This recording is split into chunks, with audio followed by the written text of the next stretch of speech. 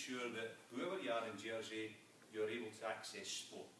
Because, as I'm sure you guys are aware, as people keen on sport in the island, there can be a number of barriers. The main one, of course, is that of finance. The sport can be quite expensive here in Jersey.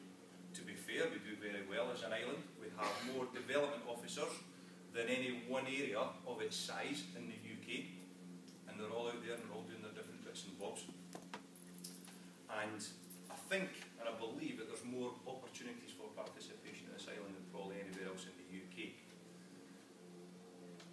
Having said that, when you start looking at the demographics, and what I mean by the demographics of Jersey is the different areas in which people stay, and the amount of people that stay within those areas, and the amount of people that within those areas, say for example, have a certain amount of qualifications, have a certain amount of children, have a certain amount of cars, etc. And that stuff I'm talking about there actually comes from research. There is actually research in Jersey that if you were to give me your postcode just now, I could probably tell you that within your locality, how many people actually are of single parent families, who are of lower income families, who have a number of cars, qualifications, all that sort of stuff.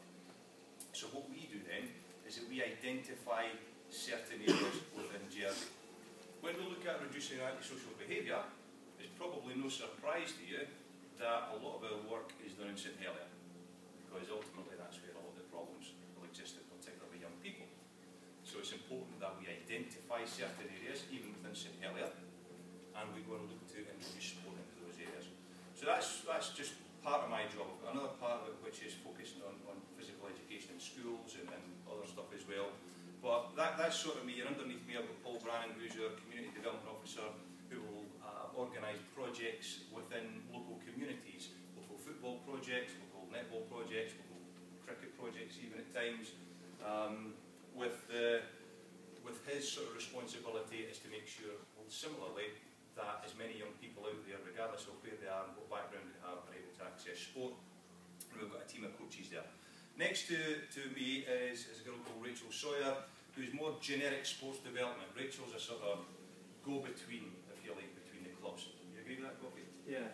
She's more admin-based, does run holiday courses as on behalf of sports development, but she'll probably link in with more of the sports development officers. So cricket as an example, doing a holiday course. You guys, I would imagine, would go to Rachel to advertise your course, am I right? Yeah, Rachel, basically, so for us from the cricket board, if we have a under-7s cricket camp, we'll go see Rachel, she'll do all the advertising, send all the information to schools and stuff, so she's really useful to us. So the sort of stuff that Rachel does, she deals with police checks as well, because she's very administration-wise. She deals very much administration, so the website that we have, which is on the government website, Rachel sort of administers that. So it's very sort of strategic, very boring in my opinion, because she doesn't get out there and get a chance to do much delivery. But it's what we're doing between myself, Rachel, and then Steve Pearl, who's the outdoor education officer, who's mainly on the water. What we try to do is cover a range of sports development, if you like. Does anybody want to tell me the sort of significant area that's missing in that yellow? Is there anything that's sort of jumping out you think they should be on that? If we were to say that is sports development within the states of Jersey, do you think that there's anything or anybody that's missing out of that?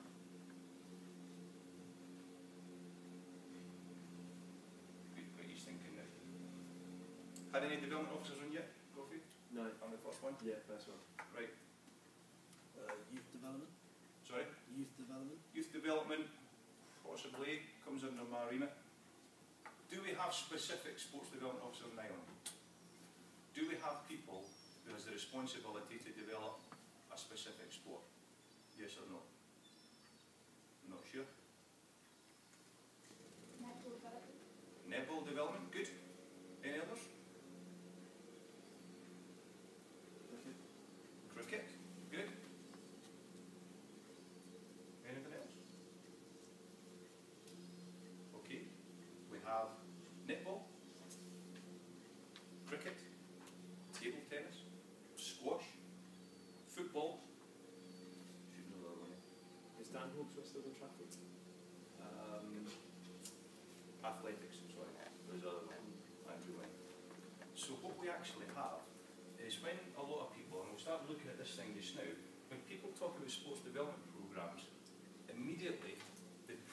think of an individual sport. So cricket would probably cover a lot of those areas. The reason I've given you that is that one of the first things I want to look at